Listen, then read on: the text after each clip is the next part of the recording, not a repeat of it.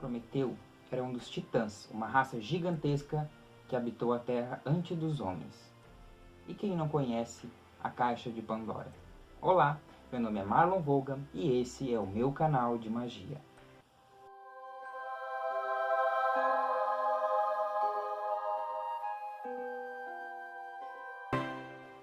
Então, meus pequenos seres, hoje eu trago para vocês o mito de Prometeu e Pandora.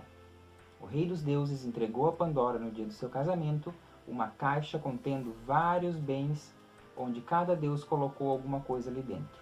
Ao abrir, Pandora deixou escapar muito desses bens, restando somente a esperança. Antes de serem criados, o mar, a terra e o céu, todas as coisas se apresentavam um aspecto em que se dava o nome de caos. Uma informe confusão massa, mero peso morto, no qual, contudo, jaziam latentes as sementes das coisas. A terra, o mar e o ar estavam todos misturados. Assim, a terra não era sólida, o mar não era líquido e o ar não era transparente. Deus e a natureza interviram finalmente e puseram fim a essa discórdia, separando a terra do mar e o céu de ambos, sendo a parte ígnea a mais leve. Espalhou-se e formou o firmamento, o ar colocou-se em seguida, no que diz respeito ao peso e ao lugar. A terra, sendo a mais pesada, ficou para baixo, e a água ocupou o ponto inferior, fazendo-a flutuar. Nesse ponto, um deus, não se sabe qual, tratou-se de empregar seus bons ofícios para arranjar e dispor as coisas na terra. Determinou aos rios e lagos seus lugares, levantou montanhas, escavou vales, distribuiu os bosques, as fontes, os campos férteis e as áridas planícies. Os peixes tomaram posse do mar, as aves do ar e os quadrúpedes da terra. Tornaram-se necessário, porém, um animal mais nobre. E foi feito o homem.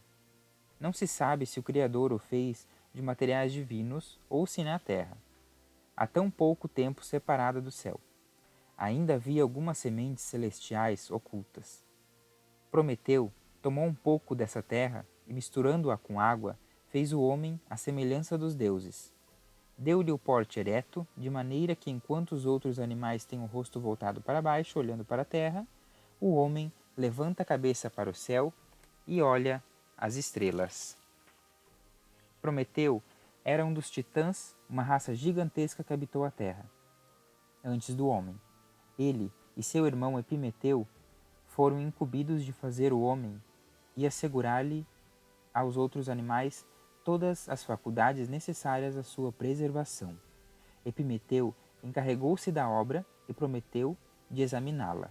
Depois de pronta, assim Epimeteu tratou de atribuir a cada animal seus dons variados, de coragem, força, rapidez, sagacidade, asas a um, garras a outro, uma carapaça protegendo um terceiro, e enfim. Quando, porém, chegou a vez do homem, que tinha de ser superior a todos os outros animais, Epimeteu gastara seus recursos com tanta prodigalidade que nada mais restava. Perplexo, recorreu a seu irmão, Prometeu, que com a ajuda de Minerva, subiu ao céu e acendeu sua tocha no carro do sol, trazendo fogo para o homem. Com esse dom, o homem assegurou sua superioridade sobre todos os outros animais. O fogo lhe forneceu o meio de construir as armas com que subjugou os animais e as ferramentas com que cultivou a terra. Aquecer sua morada de madeira e tornar-se relativamente independente do clima e finalmente criar a arte da cunhagem das moedas, que ampliou e facilitou o comércio. A mulher não fora ainda criada. A versão, bem absurda, é que Júpiter a fez e enviou-a a Prometeu e a seu irmão, para puni-los pela ousadia de furtar o fogo do céu, e ao homem por tê-lo aceito. A primeira mulher chamava-se Pandora. Foi feita no céu, e cada um dos deuses contribuiu com alguma coisa para aperfeiçoá-la. Vênus deu-lhe a beleza, Mercúrio a persuasão, Apolo a música. Assim, dotada, a mulher foi mandada à terra e oferecida a Epimeteu, que de boa vontade a aceitou. embora advertido pelo irmão para ter cuidado com Júpiter e seus presentes. Epimeteu tinha em sua casa uma caixa na qual guardava certos artigos malignos, de que não se utilizava ao preparar para o homem, para sua nova morada. Pandora foi tomada por intensa curiosidade de saber o que continha aquela caixa, e certo dia destampou-a para olhar. Assim, escapou e se espalhou por toda a parte uma multidão de pragas que atingiram o desgraçado homem, tais como a gota, o reumatismo, e a cólica para o corpo e a inveja, o despeito e a vingança para o espírito. Pandora apressou-se em colocar a tampa na caixa, mas infelizmente escapara todo o conteúdo da mesma, com exceção de uma única coisa, que ficara no fundo, e que era a esperança. Assim, sejam quais forem os males que nos ameacem, a esperança não nos deixa inteiramente, e quando a tivermos, nenhum mal nos torna inteiramente desgraçados. Uma outra versão é a de que a Pandora foi mandada por Júpiter com boa intenção, a fim de agradar ao homem, o rei dos deuses. Entregou-lhe como presente de casamento uma caixa em que cada deus colocara um bem. Pandora abriu a caixa inadvertidamente e todos os bens escaparam, exceto a esperança. Essa versão é sem dúvida mais aceitável do que a primeira. Realmente, como poderia a esperança, joia tão preciosa quanto é, ter sido misturada a toda a sorte de males? Como na primeira versão, estando assim povoado o mundo, seus primeiros tempos constituíram uma era de inocência e ventura, chamada a Idade do Ouro. Reinavam a verdade e a justiça, embora não impostas pela lei, e não havia juízes para ameaçar ou punir. As florestas ainda não tinham sido despojadas de suas árvores, para fornecer madeira ou navios. Nem os homens haviam construído fortificações em torno de suas cidades. Espadas, lanças ou elmos eram objetos desconhecidos. A terra produzia tudo necessário para o homem, sem que este se desse ao trabalho de lavrar ou colher. Vicejava uma primavera perpétua às flores. Cresciam sem sementes, as torrentes dos rios eram de leite e de vinho. O mel dourado escorria dos carvalhos. Seguiu-se a idade de prata, inferior à de ouro, porém melhor do que a de cobre. Júpiter reduziu a primavera e dividiu o ano em estações. Pela primeira vez o homem teve de sofrer os rigores do calor e do frio, e tornaram-se necessárias as casas. As primeiras moradas foram as cavernas, os abrigos das árvores frondosas e cabanas feitas de hastes tornou-se necessário plantar para colher. O agricultor teve de semear e de arar a terra com a ajuda do boi. Veio em seguida a idade do bronze, já mais agitada e sob a ameaça das armas, mas ainda não inteiramente má. A pior foi a idade do ferro. O crime irrompeu como uma inundação, a modéstia, a verdade e a honra fugiram, deixando em seus lugares a fraude e a astúcia, a violência e a insaciável cobiça.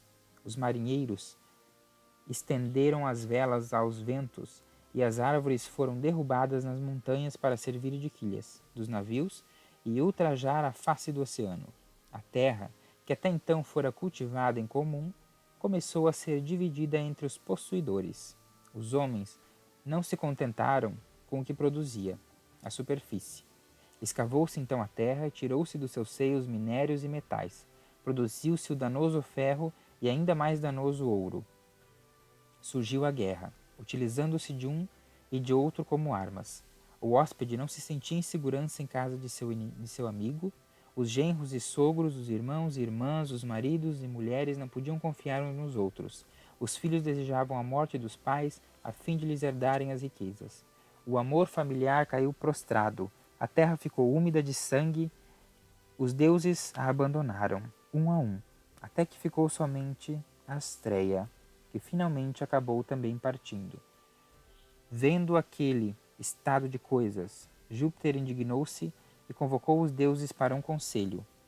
Todos obedeceram à convocação e tomaram o caminho do Palácio do Céu. Esse caminho pode ser visto por qualquer um nas noites claras, atravessando o céu, e é chamado de Via Láctea. Láctea.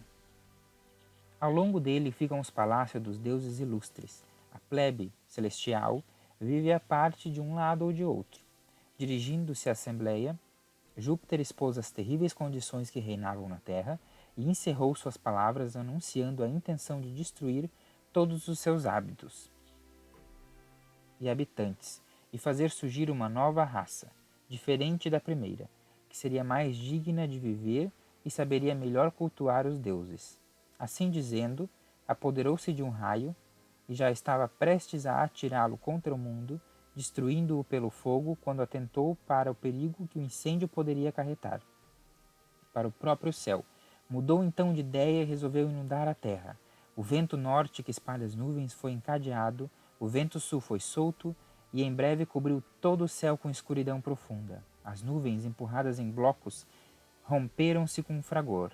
Torrentes de chuva caíram, as plantações inundaram-se, o trabalho de um ano do lavrador pereceu em 1 hora. Não satisfeito com suas próprias águas, Júpiter pediu a ajuda de seu irmão Netuno. Este soltou os rios e lançou-os sobre a terra. Ao mesmo tempo sacudiu-as com um terremoto e lançou o refluxo do oceano sobre as praias. Rebanhos, animais, homens e casas foram engolidos, e os templos com seus recintos sacros profanados. Todo o edifício que permanecera de pé foi submergido e suas torres ficaram abaixo das águas. Tudo se transformou em mar, num mar sem praias. Aqui e ali o indivíduo refugia-se num cume em alguns poucos com barcos, apoiam um remo no mesmo solo que ainda há pouco o arado sulcara. Os peixes nadam sobre os galhos das árvores, a âncora se prende num jardim onde recentemente os cordeirinhos brincavam. As focas cabriolam desajeitadamente, o lobo nada entre as ovelhas, os fulvos leões e os tigres lutam nas águas. A força do javali de nada lhe serve, nem a ligeireza do cervo. As aves tombam cansadas na água, não tendo encontrado terra onde pousar. Os seres vivos que a água poupara caem como presas da fome. De todas as montanhas, apenas o Parnasso ultrapassa as águas. Ali, Deucalião e sua esposa Pirra, da raça de Prometeu, encontram refúgio. Ele é um homem justo, ela uma devota fiel dos deuses. Vendo que não havia outro vivente além desse casal, e lembrando-se de sua vida inofensiva e de sua conduta piedosa, Júpiter ordenou aos ventos do norte que afastassem as nuvens e mostrassem o céu à terra e a terra ao céu. Também Netuno ordenou a Tritão que soasse sua concha determinando a retirada das águas, e as águas obedeceram. O mar voltou às suas costas, os rios aos seus leitos. Deucalião assim se dirigiu então a Pirra. Ó esposa, única mulher sobrevivente unida a mim primeiramente pelos laços de parentesco e do casamento, e agora por um perigo comum. Pudéssemos nós possuir o poder do nosso antepassado Prometeu e renovar a raça, como ele fez. Pela primeira vez. Como não podemos, porém, dirijamo-nos àquele templo e indalguemos aos deuses o que nos resta fazer. Entraram num templo coberto de lama e aproximaram-se do altar onde nenhum fogo crepitava. Prostraram-se na terra e rogaram a Deus que os esclarecesse sobre a maneira de se comportar naquela situação miserável. Saí do templo com a cabeça coberta e as vestes devastadas, e atirai para trás os ossos de vossa mãe, respondeu o oráculo. Essas palavras foram ouvidas com assombro. Pirra foi a primeira a romper o silêncio. Não podemos obedecer, não vamos nos atrever a profanar os restos dos nossos pais. Seguiram pela fraca sombra do bosque, refletindo sobre o oráculo. Afinal, Deucalião falou: se minha sagacidade não me ilude, poderemos obedecer à ordem sem cometermos qualquer impiedade. A terra é a mãe comum de nós todos. As pedras são seus ossos. Poderemos lançá-las para trás de nós, e creio ser isso que o oráculo quis dizer. Pelo menos não fará mal tentar. Os dois velaram o rosto, afrouxaram as vestes, apanharam as pedras e atiraram-nas para trás. As pedras, maravilha das maravilhas, amoleceram e começaram a tomar forma. Pouco a pouco foram assumindo uma grosseira semelhança com a forma humana, como um bloco ainda mal acabado. nas mãos de um escultor. A umidade e o lodo que haviam sobre elas formaram-se em carne e parte pétrea transformou-se nos ossos. As veias ou veios da pedra continuaram veias, conservando seu nome e apenas mudando sua utilidade. As pedras, lançadas pelas mãos do homem, tornaram-se homens. As lançadas pela mulher, tornaram-se mulheres. Era uma raça forte e bem disposta para o trabalho, como até hoje somos. Por fim, mostrando bem a nossa origem. Esse foi o nosso vídeo de hoje. Espero que tenha gostado. Não se esqueça de se inscrever no nosso canal. Aqui embaixo eu deixei vários links da nossa loja. Enfim, temos bastante links aqui de algumas coisas que você pode seguir. Instagram, Facebook, blogs. E por hoje é isso. Obrigado por assistir e que os deuses os abençoe.